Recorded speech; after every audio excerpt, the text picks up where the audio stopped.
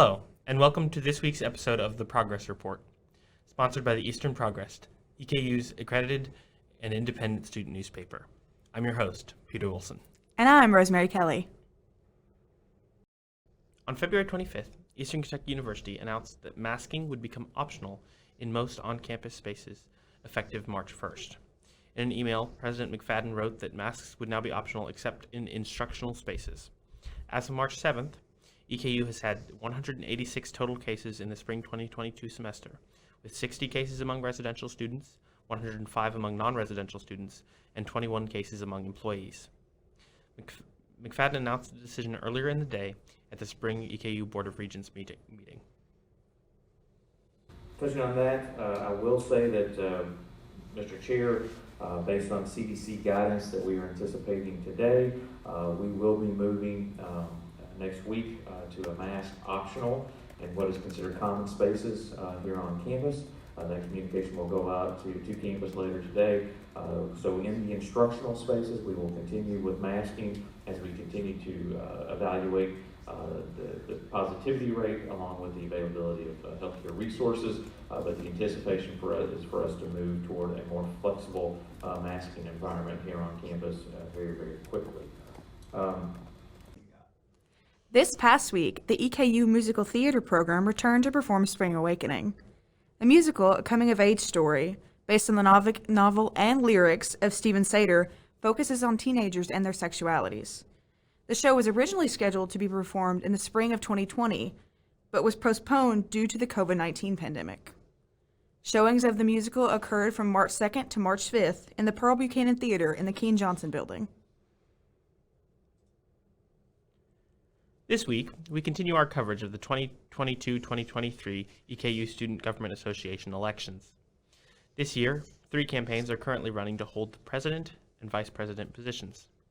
Jimena Patino and McKenna Lambert are currently running under the Kindness campaign, while Jana Singleton and Holly Miller are running under the Only Make Big Plans campaign. Paige Murphy and Travis Pendergraph are also running under the Big Plans, Big Change campaign. Along with the executive slate candidates, Curtis DeGrant and Lily Lorenz are both running for the Campus Activity Board position. On Tuesday, March 7th, candidates met in the Farrell Auditorium in the Combs Building for the annual SGA debate.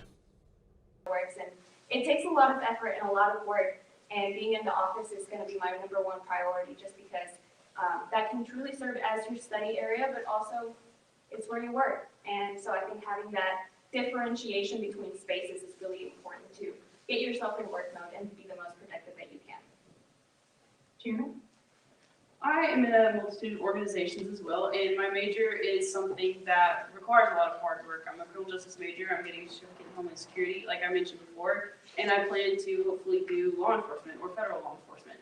And so I enjoy a challenge, and I enjoy the hard work. It's what makes me go.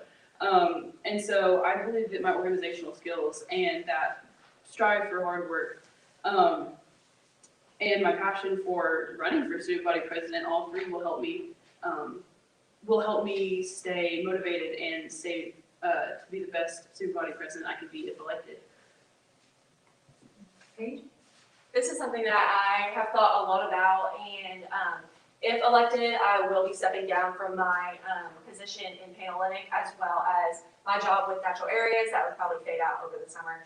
These are things that my supervisors are well aware of. They're super supportive of me doing this, and so they are completely aware that I would maybe be transitioning out of those. That is just for respect for this position. I feel that if students' tuition is going to pay me, pay for my housing, pay for my schooling, things like that, that this seems to be right behind my homework, my biggest priority, and it's a full-time job, and so I feel that I need to give it the attention and respect that it deserves.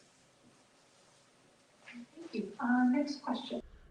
SGA elections are scheduled to take place on Tuesday, March 22nd from 8 a.m. to 5 p.m. on the MyEKU portal.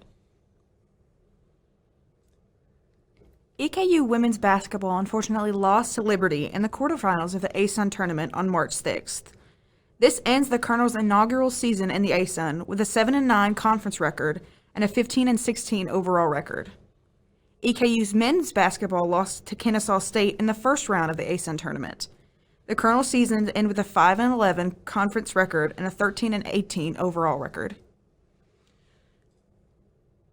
EKU baseball has won 6 straight games after starting their season 3-5. EKU beat WKU 6-4 on March 8th and beat Marshall 8-2 on March 9th and plays a 3-game series against Austin Peay on the weekend of March 11th through 13th. For more sports coverage, follow Sports EP on Twitter and listen to the EP Sports Zone podcast. In the coming months, EKU students and staff can expect a number of changes to on-campus dining. Eastern Progress reporter Caden Veers has the story. Eastern Kentucky University students can expect to see new changes to campus dining this semester. These changes include new locations for both Java City and Zen Sushi, along with a menu change for the corner. Java City will move from their current location near the IT Geek Checkout Lab to the old reading room in the Crab Library. Java City has been in the same location for 20 years, and this move will allow more opportunities for potential customers. The move will give Java City a new updated space, and the current location will be given back to the library. Zen Sushi was moved from the new science building into the corner this semester to gain more traffic from students. Local pizzeria Eiffel Pizza from Lexington, Kentucky has been added to the menu. Students can enjoy a variety of pizza options, such as the brisket and chicken bacon ranch pizza. As of now, no new restaurant will be added into the new science building. For the Eastern Progress Media Network, I'm Caden Veers. This has been the Progress Report, Eastern's premier video news service. Thanks for tuning in, and we'll see you next week.